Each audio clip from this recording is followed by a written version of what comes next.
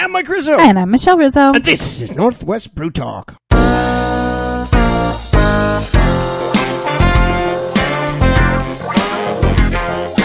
Welcome to Northwest Brew Talk, the #1 podcast on Northwest beer, brought to you by Micro Homebrew, located in Kenmore, Washington. This is number 86. Each and every week, we promote the Northwest brewing industry by talking to those people involved and drinking their beer. If you like craft beer, learn about the people behind it here on our show. This week on the Micro Homebrew interview, we talk with Harmon Brewing.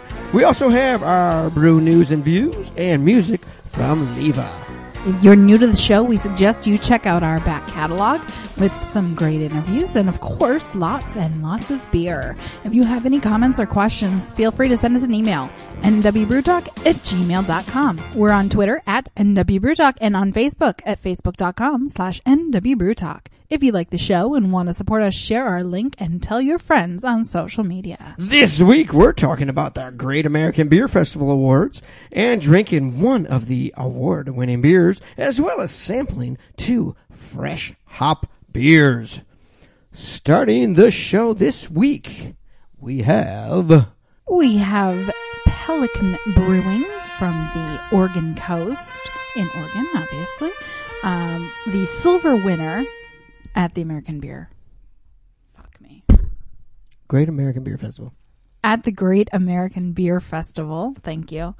Pelicano Extra from Pelican Brewing was inspired by the lagers of Latin America. Pelicano Extra, which won a gold medal at the North American Beer Awards this year, is brewed with 6-row malt and 25% flaked corn to give the beer a crisp, dry flavor that is balanced with Tettnang hops for a subtle spicy and floral character. At 5.1% ABV, Pelicano is a sessionable lager with enough flavor and complexity that you can say adios to the lime and just enjoy. This beer has 12 IBUs and an untapped rating of 3.48. All right. Pelicano Extra. Very light color. I mean, it's very light Very gold. clear, too. Yeah, very clear. Crystal clear. Small head on it. Small white head. Can definitely smell the spices. I can't put a finger on. Yeah, this is a lager, so it should have a little different flavor. Yeah.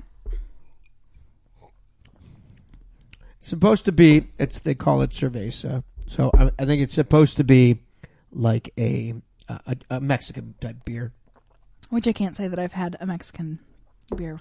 Corona, those kind of things. Yeah, I don't drink those.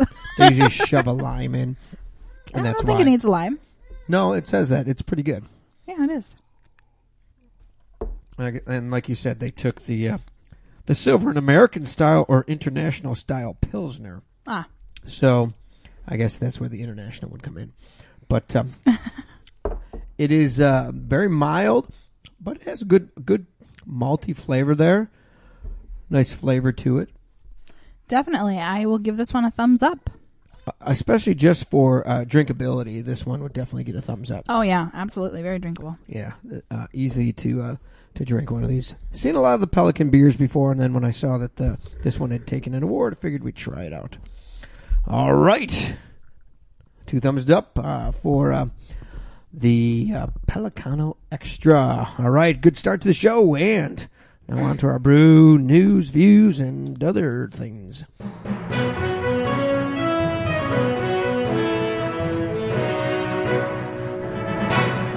First off, we're going to be starting this week. We're going to be talking about Great American Beer Festival. And right before that, Bank of America Merrill Lynch did a study for, it's probably for people that want to invest in breweries.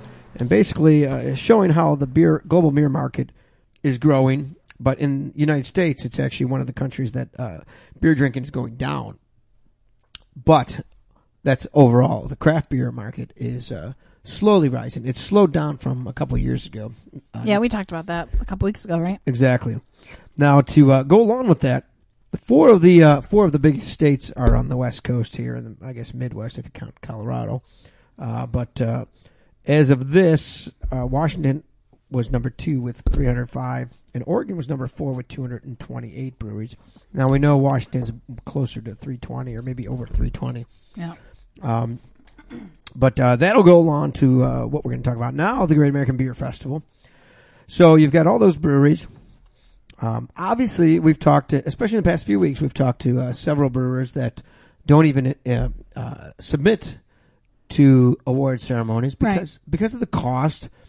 And like the one brewer said, they take all that cost that they would be spending, put it aside, at least in his head, puts it aside, and then they can buy new equipment with that.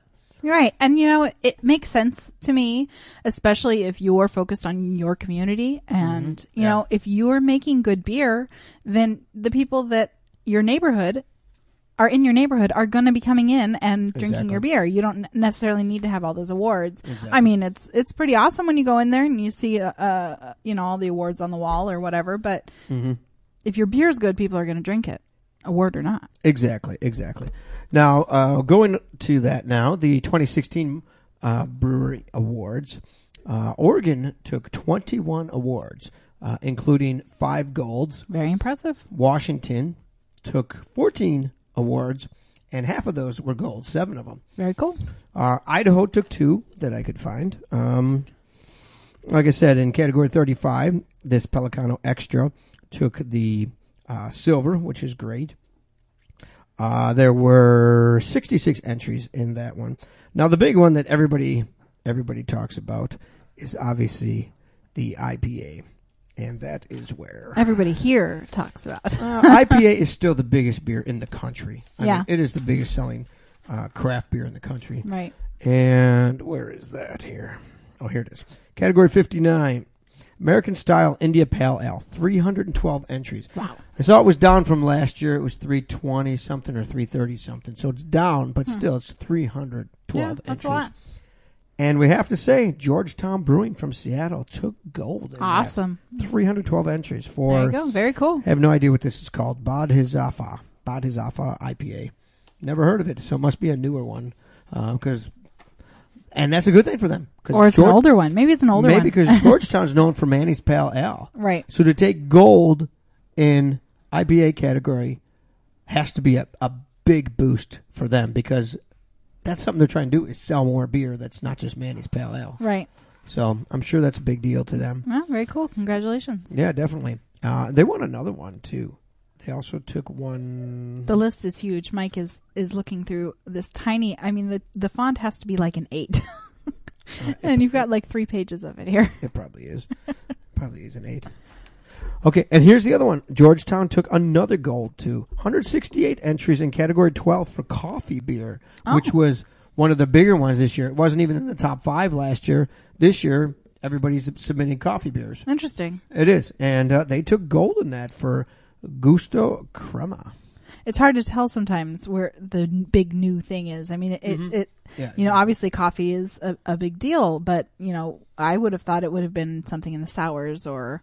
That was one too. That was another thing too that was bigger this year. But yeah, those so there was definitely some interesting things there, and congratulations to all the winners. Absolutely. All of them. Lots of them there. Tons of them. All right. Now, there was another article that came out from the Brewers Association that, I don't know. It's called 5 Things You Should Never Do at a Beer Festival. And I added, or at the Boys Club, because the way this was written seemed a little sexist. A little sexist? Is that what you call it? Okay. Yes, it was definitely sexist. And honestly, okay, here's my big beef with stupid, guy things. Well, not even that, but just clickbait really is what this is. They just want somebody to say, oh, what's this article? I gotta look at this. Really? I'm sure you're right. That's probably what it is.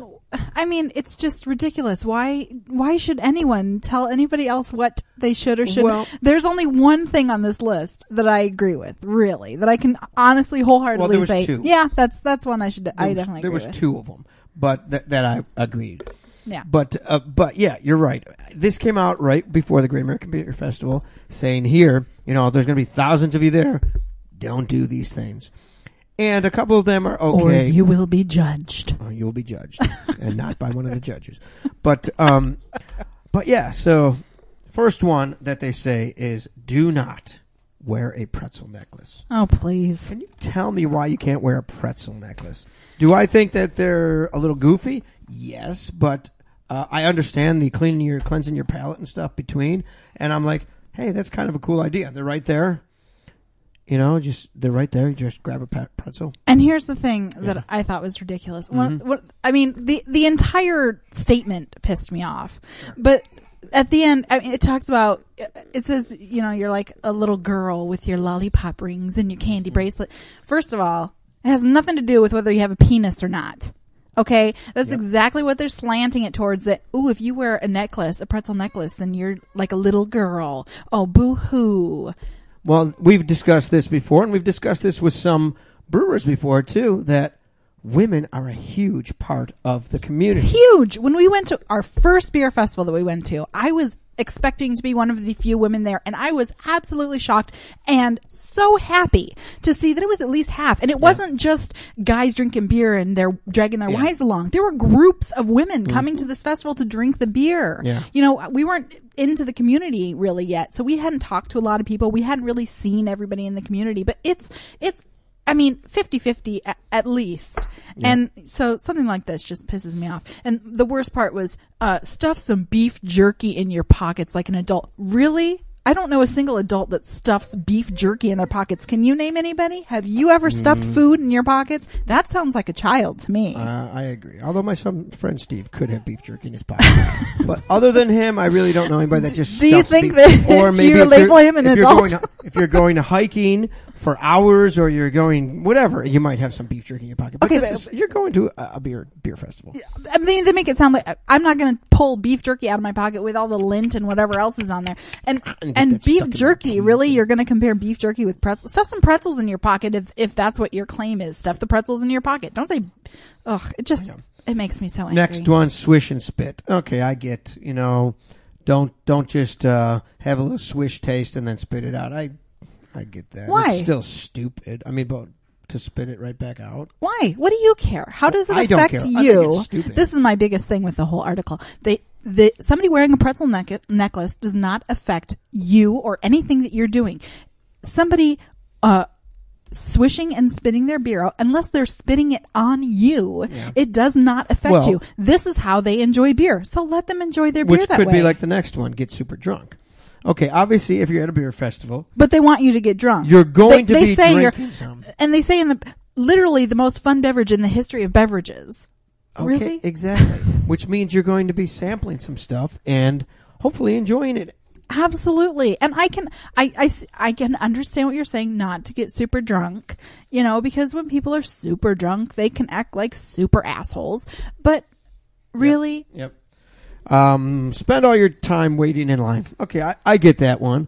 But what they say here is they make one valid point here. They say maybe wait in line for one of those special beers, but maybe go into the booth next to the one that's really long because, first of all, they're standing there watching that long line and nobody's coming to their place.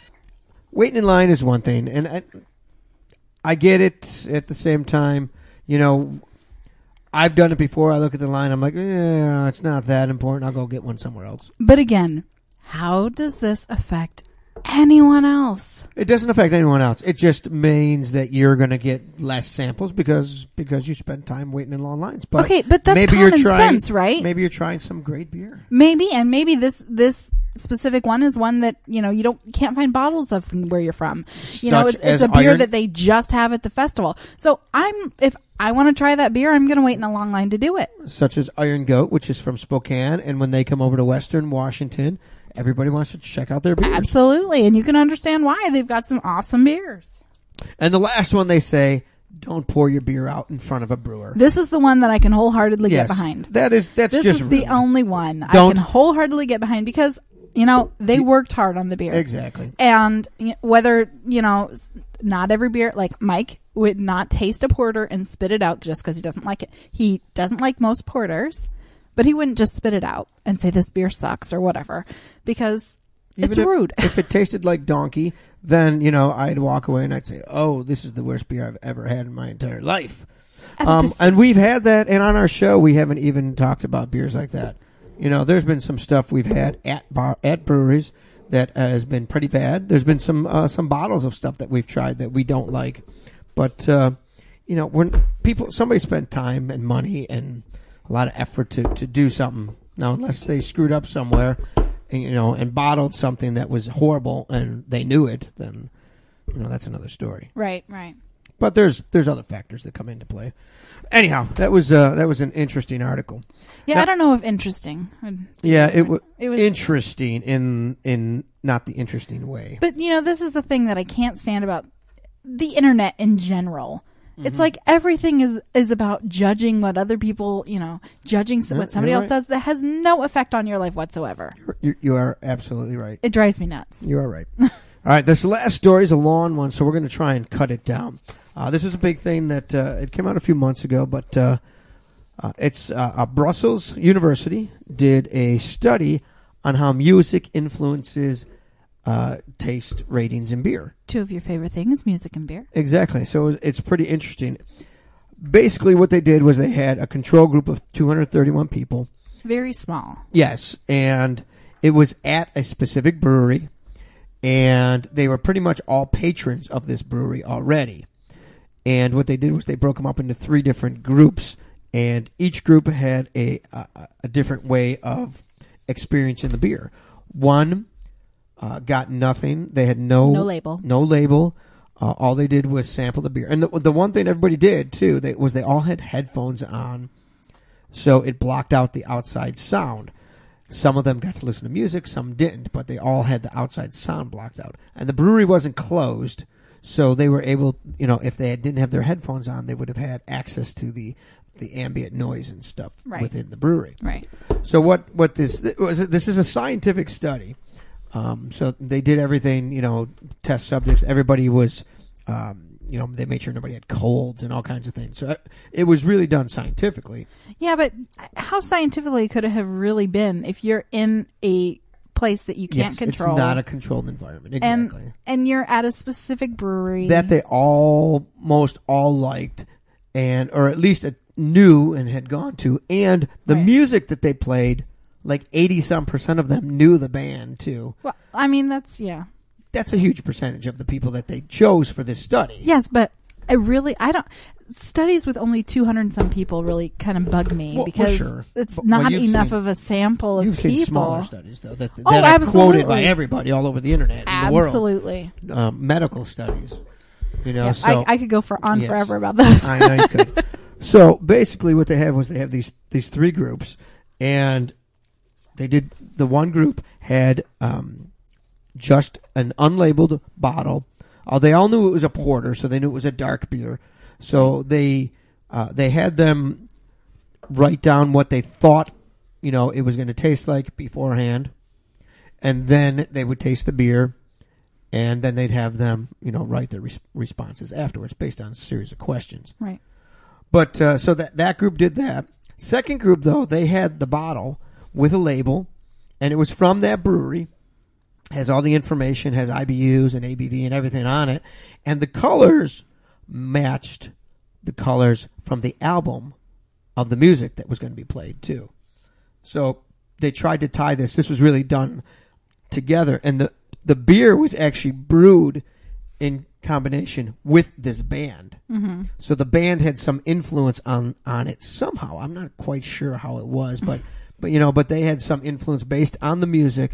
So it was really all tied together. So like the second group, they had the label. The third group had the label, had a sample of the music, and it was a lot of the stuff was pretty similar. They didn't see a big change, when they did the sampling. Mm-hmm. And it could be because it wasn't a big enough sample, and it wasn't in a controlled environment, and also because it wasn't, they weren't using like an unknown beer, just like, Joe's beer that you don't know who it's made by. Right. That could have been a difference too. But still, there was, when they did the final group, the group C, when they had the music, their taste changed for, at least in their mind, taste change for the beer, and it was in the positive. So that was kind of interesting that they were able to do that and somehow change it. And it was everything. It was the bitterness, the sourness, all of those different things they changed based on just hearing that music. Mm-hmm. So I don't know. So they said that this is just like a first study Right. like this. They used some pieces from other studies to help guide them on doing this one. Right. But definitely sounds like it could be something that if it was more controlled, it might be better. Well, and marketing people are really who benefit from these studies.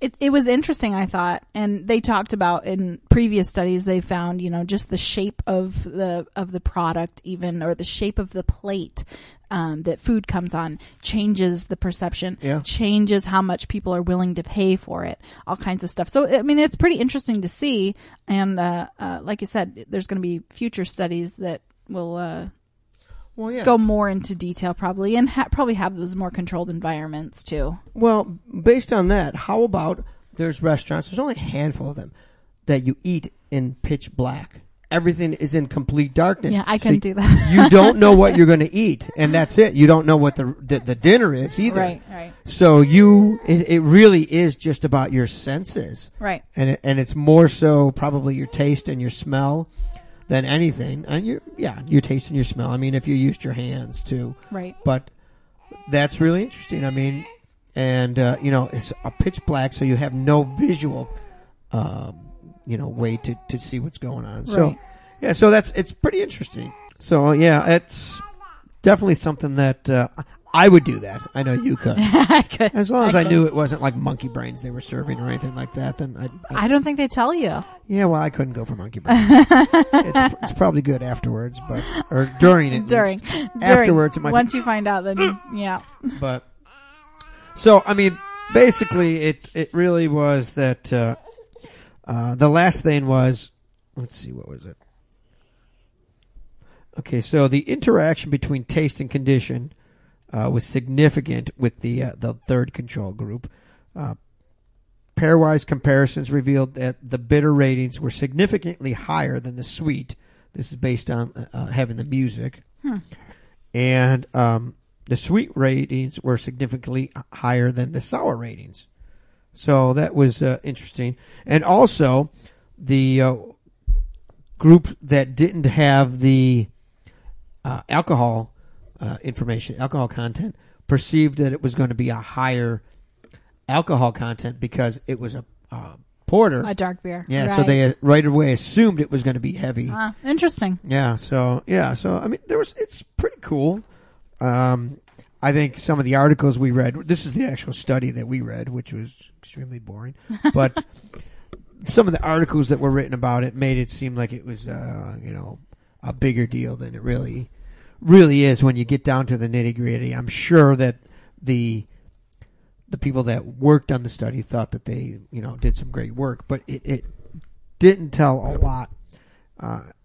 It says like the experiment was implemented in a brewery with its own customers, and hence all of the participants were constantly influenced by the brand. Right. So that that's what we're saying. Potentially provided brand-specific cues that may have contributed to their findings too. Exactly. So, like I said, it needs. If their findings gave them reason to study it more, which it sounds like it did, then they could take it into a more controlled environment where they wouldn't have that necessarily. Exactly. And they did this completely with, music from a band that helped brew the beer. I mean, I don't know why that's necessary. There are people that could probably say, okay, this is, a very light beer. This type of music might work with that. And you just pair it like that. Huh. Or there's dark beer. Right. Well, why not? You can pair food with beer or food with wine. So I'm sure there's a way to, listen to heavy metal. That's probably where you go Budweiser, but,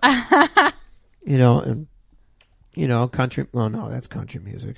Yeah, there you go. There you go. But you know what I'm saying? There's got to be ways that you could pair certain music without having to go to the extreme of having to use beer that was, collaborated on with a band. Yeah, I'm sure not. Anyhow, so it was interesting, but way too much detail in there when you're trying to read an actual scientific study like that. And that, my friends, was our brew news and views this week.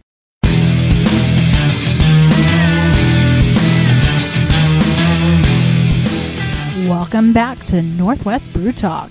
If you want to submit news to Northwest Brew Talk, send us an email to nwbrewtalk@gmail.com. If you've not yet subscribed to our podcast, why not do it now?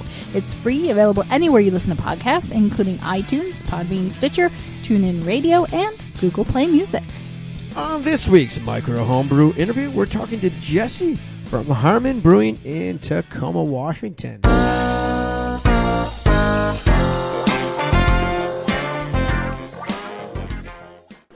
All right, we are here at Harmon Brewing, talking to Jesse Holder. How are you doing? Good. How are you doing? Doing awesome. So, why don't you tell us what your position is here? So I am the Director of Brewery Operations, which is a fairly ambiguous title. Mm-hmm. I like to think of myself as the safety net for everything.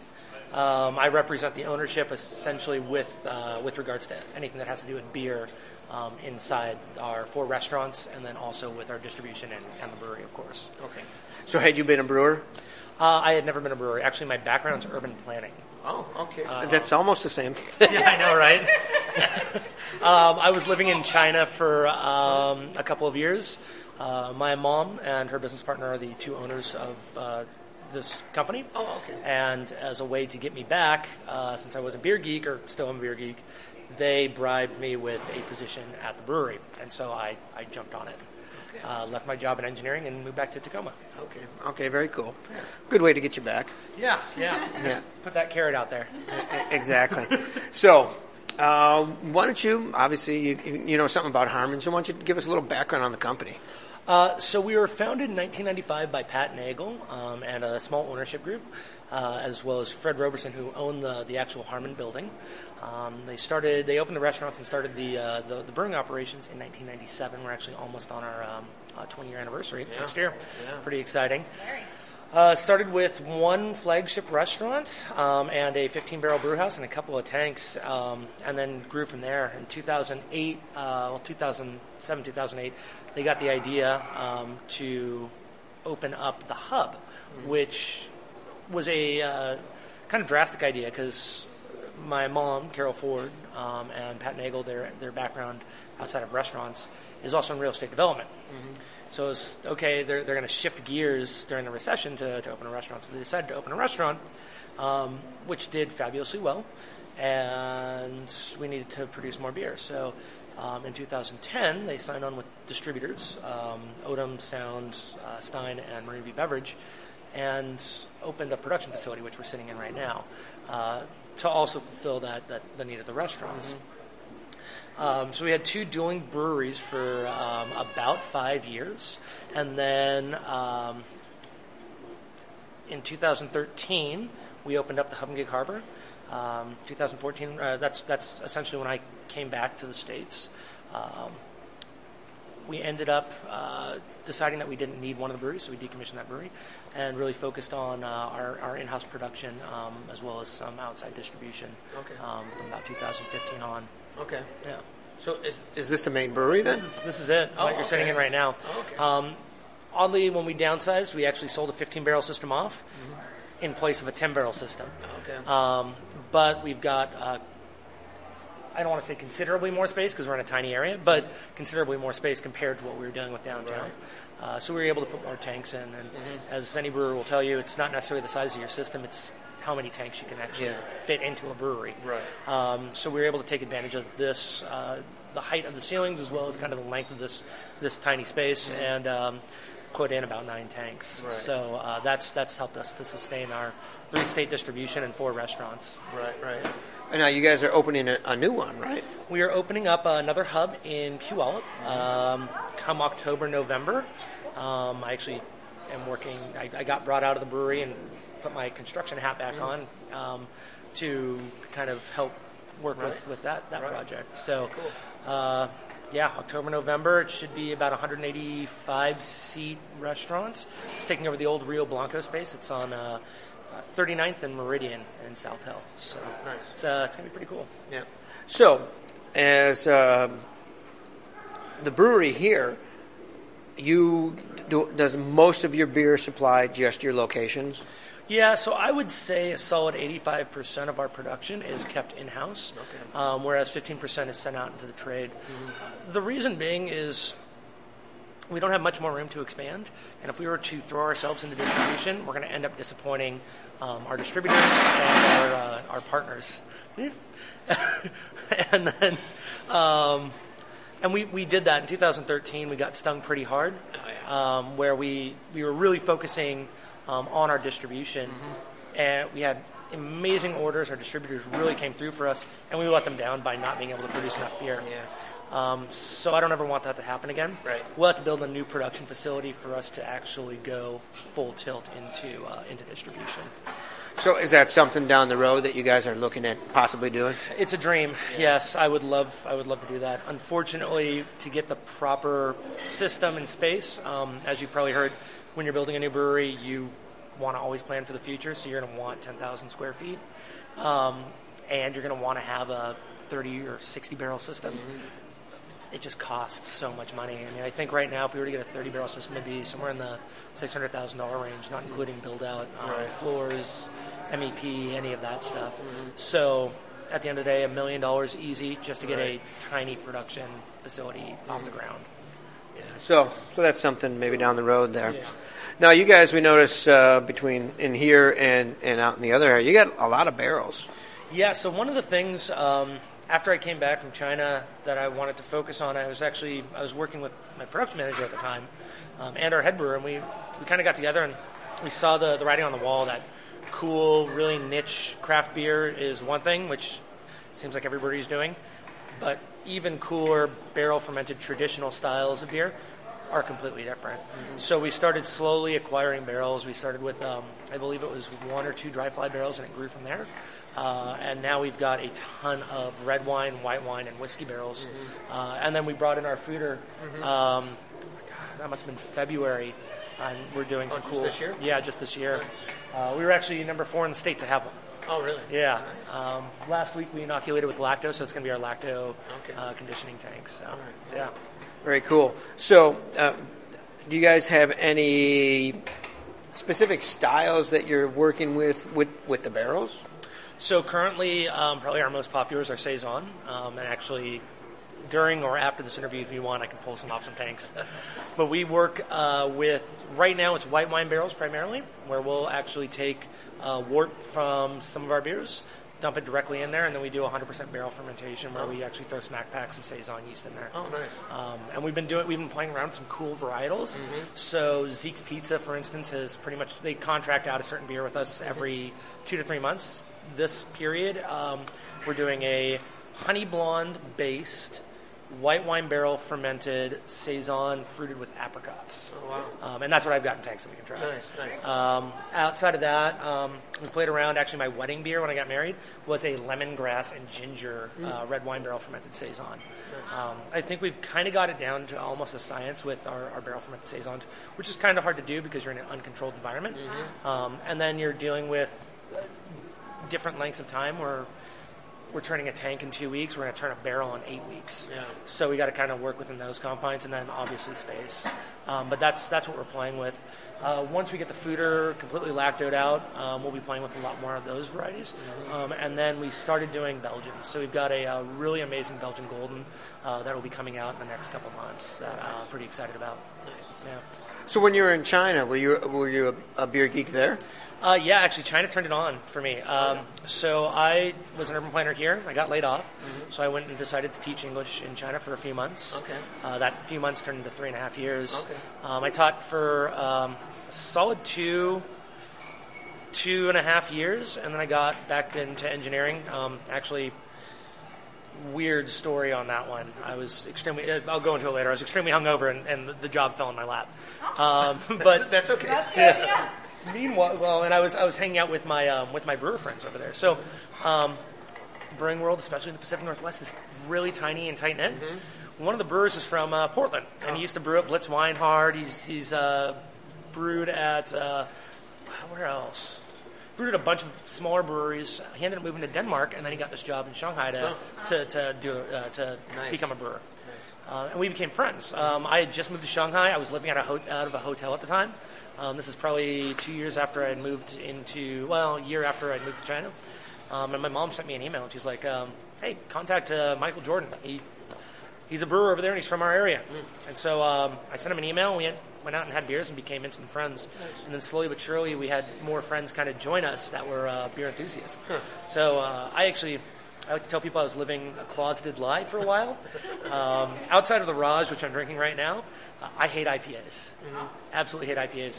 But over there, because I wanted to fit in with all the cool beer geeks, I would always talk about how much I loved hops and everything. And I slowly, Mike helped me find myself to just say, you don't have to drink IPAs, it's fine. So it kind of turned on the world of sours and barrel beers. Then after I got back, I was sitting with Bill Lundin, again, the production manager, and this is when we were talking about the barrel stuff. And he wasn't drinking, he's not drinking at the time, but we were chatting about stories that I was in China, and I was like, I was good friends with this guy, Michael Jordan. He's telling me about these crazy things that happened at Blitz Weinhard. And he's like, what do you mean, crazy things that happened at Blitz Weinhard? Well, apparently Bill and Mike used to work with each other back in the 90s, brewing at that location. So he was able to corroborate a lot of the stories that went on. Nice. But it kind of goes back to that really small, tight-knit community. And it can be found worldwide now because brewers are getting essentially imported, or exported from here, but imported into other countries to brew cool Pacific Northwest, Washington, and Oregon craft beer. It's cool to see. It's fun to see. Yeah. So is that what was happening? They were Chinese breweries, but brewing like American style, yes. or so at the time, I believe there was 4, maybe 5 craft breweries in China. There were giant mega breweries around, but you had Boxing Cat Brewery out of Shanghai. You had Shanghai Brewery. You had The Brew. You had one, Yan Gao's brewery in Nanjing. And then you had 1 or 2 in Beijing. So I guess there was 6 or 7. But what was happening is these either expats were coming in, or they were coming in expat Chinese partnership, opening a brewery, and then outside of Yangao's, and bringing in foreign brewers to brew beer.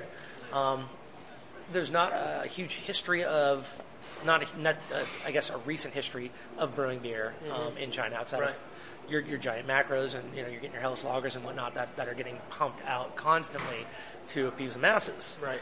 So they're bringing in people that had worked at Vine Stefan, or one of the guys, Leon, he was this Kiwi that ended up coming out. He had a background in ciders from London. So he's a Kiwi, moved to London, learned to brew in New Zealand, hopped around the world, and then Carey Hotel under the Shangri-La head, masthead, opened a restaurant called The Brew and brought him in. And then you had people like Michael Jordan, who Mike, again, got brought back from Denmark, but it was a Canadian-American, I think a silent Chinese partner that opened up Boxing Cat Brewery with another American brewer who ended up passing away, and that kind of opened the doors. Sure. So, there's a little bit of Chinese interest. I would say there's a lot of Chinese interest right now, but at the time there's a little bit of Chinese interest and then a lot of expat interest. Right. And it's slowly started to shift. At least when I was there, you're seeing people that had traveled abroad and wanted to really taste that beer, and then came back and they could find it at these very small spots. I guess it's similar to the craft beer revolution in the U.S. with people going to England and Germany and coming back and doing their home brews. Right. Very, very similar. Very cool. Very interesting. Yeah, that's a cool story. So, what is, okay, you don't like IPAs, but what is Harmon's big seller? IPA. It's. I don't blame people. We are in IPA nation. Yeah. I mean, the vast majority of hops for the world are produced a couple hundred miles away from us. Yeah. It makes sense. And our outdoorsy extreme nature kind of precludes to drinking IPAs, which is fantastic. I can appreciate a good IPA. I just don't. Right. I don't seek them out. Right. Whereas our clientele, that's what they want, so we brew them. Our head brewer, Jeff, he's kind of got this savant palate where he can just pick apart, like a super palate, he can pick apart different flavors. And he's able to create these IPAs that really appease the general public. At the same time, he's able to go and build a recipe for an extremely complex Belgian Golden, which is fabulous. So it appeases both sides, right? So yeah, but IPA is probably 50%, a little under 50% of our market share, followed by, depending on the season, blonde, porter, pale, and amber. So yeah, pretty typical. Yeah, pretty typical. Almost everybody we've talked to, it's close to half, and it's just the way it is out here. Yeah, no, I mean, we're in the business of making beer, but we're also in the business of making money. Yeah. So yes, exactly. you got to cater to that public. Exactly. So and that's totally fine. Yeah. The IPAs allow us to do really cool other beers as well. Exactly. So that's fantastic. So when you guys want to do a new beer, do you just let him do a recipe, or do you guys sit down and talk about what you might want to do? I see brewers as kind of artists, so they've got a fairly long creative leash. I'll sit down with them, and we'll sit down together. I mean, we're all one big family, essentially. There's only 5 of us in the brewery. Okay. We'll sit down and we'll discuss it. And we'll sometimes we'll plan it out, and sometimes I'll look at the schedule and be like, oh, we're doing a new IPA. Okay, cool. Fun. Great. And it's fun we'll go through and we'll try it on the tanks and critique it. And the creative process is interesting. But Jeff and Bill both have a lot of leeway to do whatever brew they want. And they both, Bill's been brewing it for 28 years. Jeff's been brewing for 9. I trust them more than anybody. Yeah. They can, outside of my wife, of course. But, of course. Yeah. Of course. She'll probably hear this and then get angry with me for saying that. But, I know how that goes. But anybody that works here, I trust them completely. We butt heads sometimes, but that's part of the creative process. Well, yeah. So they, I know they're not going to go out and build a huge beer that's not going to sell. Mm-hmm. They'll build something, and we will. It tends to just run out on its own, which is fantastic. Awesome. Yeah. So when you come in, would it be maybe if it was like they wanted some expensive hops or grains or something like that? Yeah, I'm essentially I'm the check cutter. Right. Yeah, I get the request to cut checks, and then I go literally upstairs and talk to my mom and Pat, and I say, okay, we need X number of thousands of dollars for this, and then I have to justify it. Right. And then they cut a check, and then I give it to the brewers. I'm a glorified middleman, which is just kind of sad. Yeah. But if there was something that maybe you question, like it's like, do we really need that hop? Yeah, I'm the filter. Yeah. I'm the filter for that. Yeah. But I go a little crazy. So the foeder was something that Bill and I kind of dreamed up. We wanted to have one. Yeah. It took us 3 years, but we finally were able to push for that allocation of funds to do something with it. So, nice. Yeah. So so how many locations are you going to have then with the new one? Well, 5 locations. I'd like to see a few more in the next couple of years. It makes sense for a brewery like us. We've got limited capacity where we can't, like I said, expand our distribution network. So the only way to make up that extra capacity is to open restaurants, cut back on distribution, and sell beer over the bar, right. which is fine. We're going back. I think that we're going back to more of a tied house concept rather than people. I mean, you do see the trends with packaged product. Mm-hmm. We're not able to compete in that market, but your average consumer that comes to the door here, I think it's like 60 or 70% is return customer at the tap room. Yeah. And that's fantastic. We're going back to that neighborhood pub. Exactly. Which is what it's supposed to be. Yeah, exactly. Yeah, we've talked about that a lot, that either somebody's coming in and they're going to be a Fremont that's going to be a huge brewery, or they're going to be the neighborhood pub. And the ones in between are the ones that might get cut out at some point. Absolutely. I mean, I think we're extremely lucky here. I would assume there's going to be a culling eventually.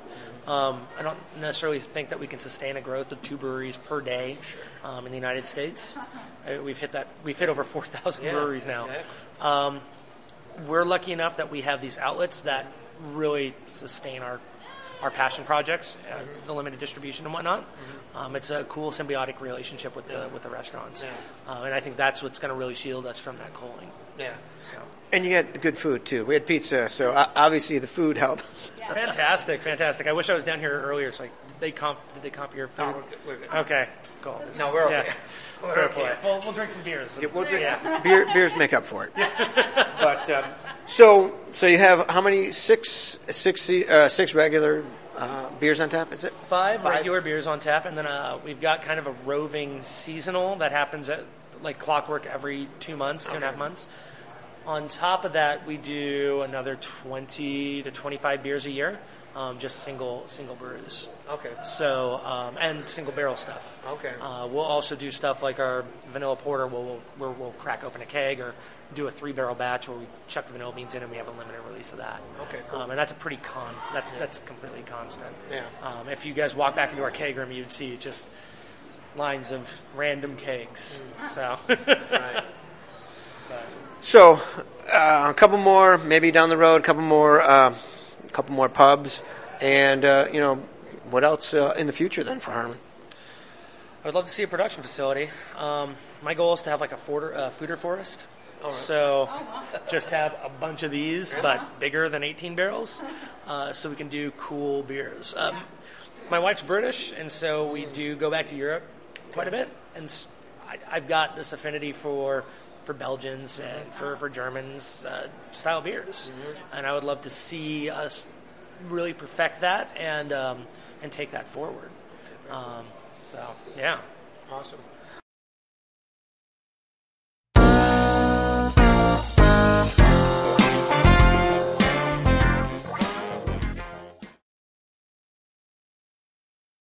All right, we'd like to thank Jesse from Harmon for joining us today. If you are a homebrewer looking for a great shop to buy your homebrew ingredients and equipment, why don't you check out Micro Homebrew in Kenmore? Tony and his staff are always happy to help a new or experienced homebrewer find what they need. At Micro Homebrew, they're proud to carry over 100 hop varieties. Visit them today at 17511 68th Avenue Northeast in Kenmore, or find them on Facebook at Micro Homebrew. When you stop in, make sure you tell them that you heard about them on Northwest Brew Talk. All right, our second beer tonight is Killer Green Fresh Hop IPA. All right. This is brewed in Hood River, Oregon, from Double Mountain Brewery. Sodbuster Farms in Salem, Oregon shucked Brewers Gold and Simcoe hops straight off the vine, and they transported them post-haste to the brewery, where they were put into boil and hop back in lavish amounts. Fresh, bright evergreen, red fruit, and blood orange lead the way, pulling juicy pine and kind herb in tow through the finish. Be green. Drink Killer Green. 7.5% ABV, 97 IBUs, and an untapped rating of 3.9. That's a high rating there. Fresh hop. It's our first fresh hop beers this year. We haven't tried it. We haven't even drank any outside the show here. No, we were looking and. Yep, and this one, color. Yeah, when I opened it up, it smelled really good. It's You can smell darker. those hops. Mm-hmm. Nice head on. Oh yeah, wow, Lots of flavor. wow, that is awesome flavor. That is awesome flavor. Like very. Like fresh. Wow, it's real sweet at the end too. Yeah. Very sweet. Like sugary sweet. Wow. Seriously. That is awesome. That is very That's good. I like it a lot. I don't remember if we had a fresh hop last year. I don't think we did. We did have the cow itch. We did try that, remember? From Fremont. Oh, did we? I don't think so. We talked about it. Maybe we didn't I think we just talked about it. Yeah. Wow, that is awesome beer from Double Mountain. Killer Green Fresh Hop IPA. And it's not really bitter at all. No, you kind of, you get a little bit of bitterness, but it doesn't, it's not nearly as much as you would expect with the 95 IBUs. You get it kind of like right in the beginning. And then it dissipates and you get like this really great fruity taste in your mouth. It's really awesome. Yeah, it is very good. I'm giving that one a definite thumbs up. Yes, I'll give it a thumbs up too. All right. And where does that leave us?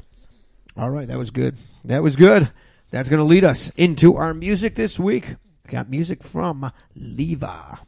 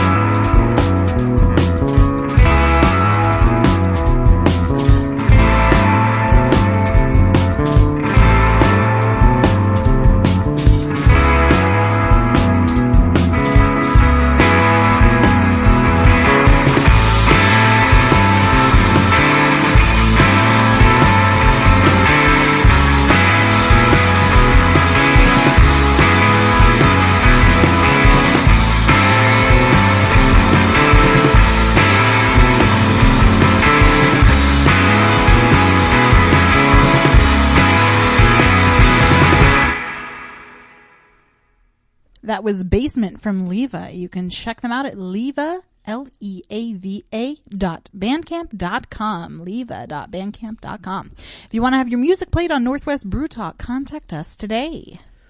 All right, and we're down to the end of the show here. Another fresh hop beer.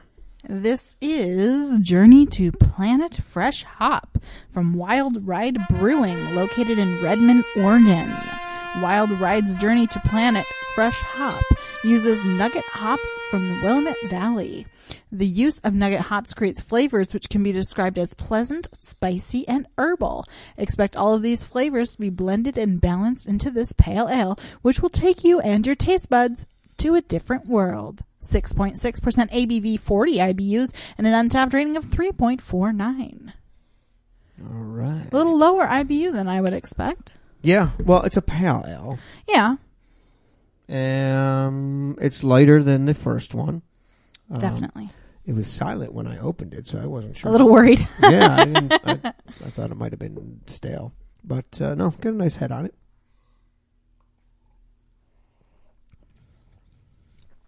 Oh yeah, it's different than the other one, Definitely different.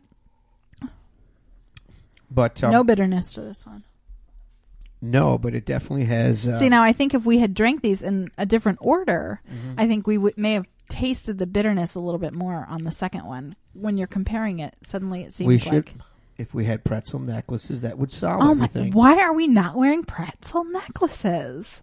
I don't know, but yeah, it's got a real nice, mild, fruity flavor there.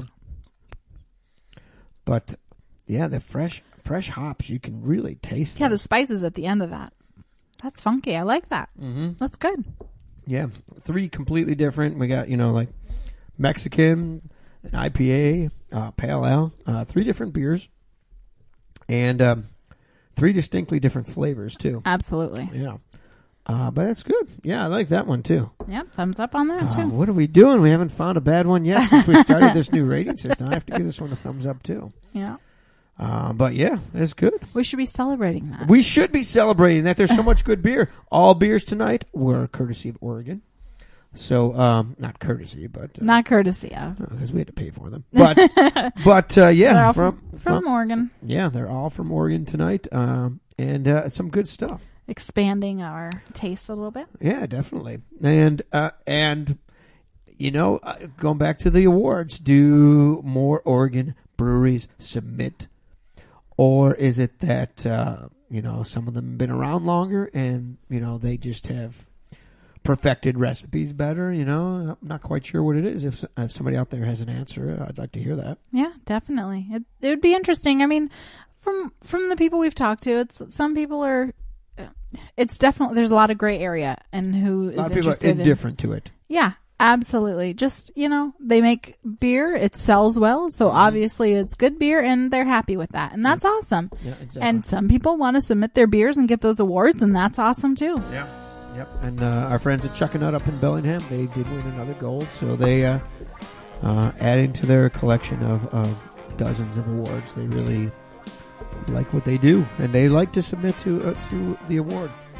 Yeah, hey, and good for them. I mean, they do a good job, obviously. So yeah, definitely. And that, my friends, brings us to the end of this episode of Northwest Brew Talk.